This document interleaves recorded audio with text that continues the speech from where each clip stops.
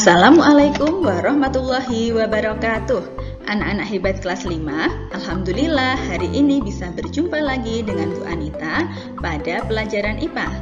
Anak-anak, mari kita awali pelajaran hari ini dengan membaca basmalah. Bismillahirrohmanirrohim. Materi yang akan kita pelajari pada hari ini adalah gangguan pada sistem pencernaan manusia. Anak-anak dapat mempelajarinya pada buku paket tema 3 subtema 2. Jangan lupa disiapkan buku paket, buku catatan, serta alat tulismu ya. Anak-anak, seperti yang telah kita pelajari pada pertemuan sebelumnya, sistem pencernaan manusia terdiri atas berbagai macam organ di dalam tubuh kita. Apabila salah satu organ pencernaan mengalami gangguan, maka kerja sistem pencernaan akan terganggu. Tahukah kamu gangguan apa saja yang dapat terjadi pada sistem pencernaan manusia? Mari kita mempelajarinya satu persatu ya.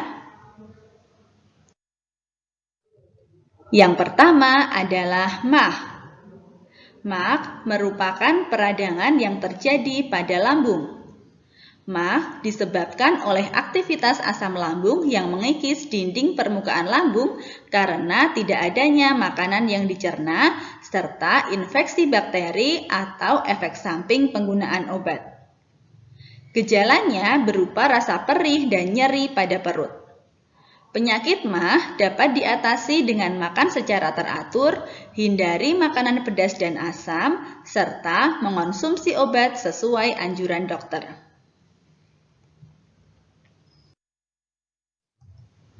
Yang kedua adalah ulkus. Ulkus serupa dengan MAG.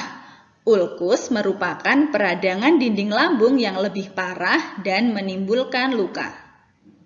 Ulkus disebabkan adanya peningkatan kadar asam lambung, pola makan yang tidak teratur, atau infeksi bakteri. Gejalanya berupa nyeri dan perih pada perut. Ulkus dapat diatasi dengan memakan makanan yang berserat dan bersih, mengatur pola makan, serta mengonsumsi obat sesuai anjuran dokter.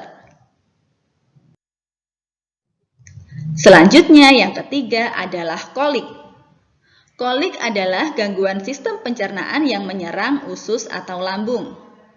Kolik disebabkan infeksi, kualitas makanan yang buruk, atau alergi makanan tertentu. Gejalanya berupa rasa nyeri pada bagian perut bawah, kram, dan mual.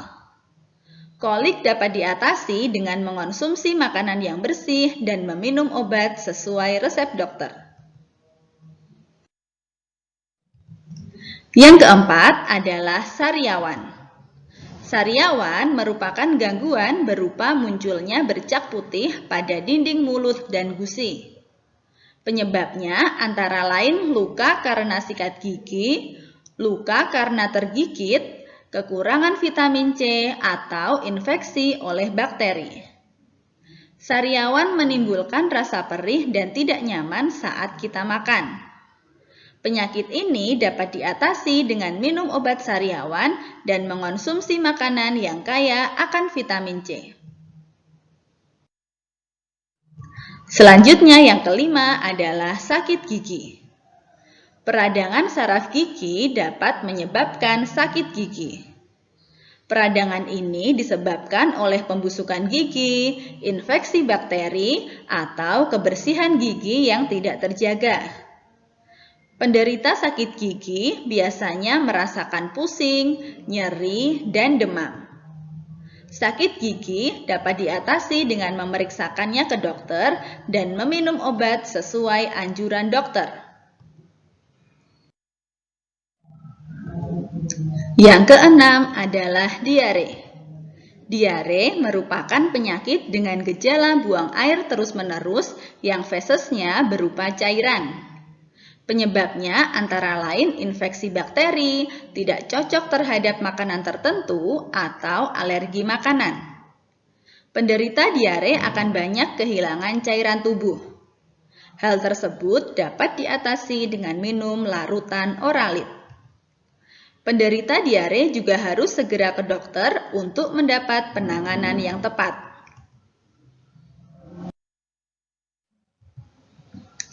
Selanjutnya, yang ketujuh adalah disentri. Disentri merupakan peradangan pada usus besar yang ditandai sakit perut dan diare dengan feses yang disertai lendir dan darah. Penyakit ini disebabkan oleh kuman yang dapat tersebar melalui makanan dan air yang tercerna serta lalat. Gejalanya berupa demam, mual, muntah-muntah, diare, dan tidak nafsu makan. Perut juga akan terasa nyeri dan mengejang. Penderita disentri harus minum banyak air untuk memenuhi kebutuhan cairan dalam tubuhnya. Juga harus segera ke dokter untuk mendapat penanganan yang tepat. Yang kedelapan adalah konstipasi atau sembelit. Konstipasi atau sembelit merupakan penyakit dengan gejala sulit buang air besar. Penyebabnya adalah kurangnya asupan air dan makanan yang berserat, serta terganggunya pola makan. Penyakit ini dapat diatasi dengan minum obat anti sembelit dan mengonsumsi makanan yang kaya akan serat secara teratur. Jika terus berlanjut, penderita harus segera ke dokter untuk mendapat penanganan yang tepat. Nah, anak-anak, itu adalah beberapa penyakit atau gangguan pada sistem pencernaan manusia. Selanjutnya, bagaimanakah cara mencegah gangguan sistem pencernaan manusia? Coba cermati bacaan berikut. Ibu membeli 2 ikat sawi di tukang sayur yang setiap hari melewati depan rumah. Sebelum memasaknya, ibu mencuci sawi tersebut menggunakan air mengalir. Ibu melakukan hal tersebut agar sawinya bersih dari kotoran dan bakteri yang menempel. Apakah yang dilakukan ibu dapat mencegah gangguan sistem pencernaan? Ya, tentu bisa. Lalu, apa saja yang dapat kita lakukan untuk mencegah gangguan sistem pencernaan? Yang pertama, salah satu caranya kita dapat mencuci sayuran atau buah-buahan sebelum kita mengonsumsinya. Selanjutnya, sayuran tersebut harus dimasak dengan cara yang benar. Setelah itu, kita dapat menyajikan sayuran tersebut pada wadah dan tempat yang bersih agar terhindar dari kotoran dan bakteri.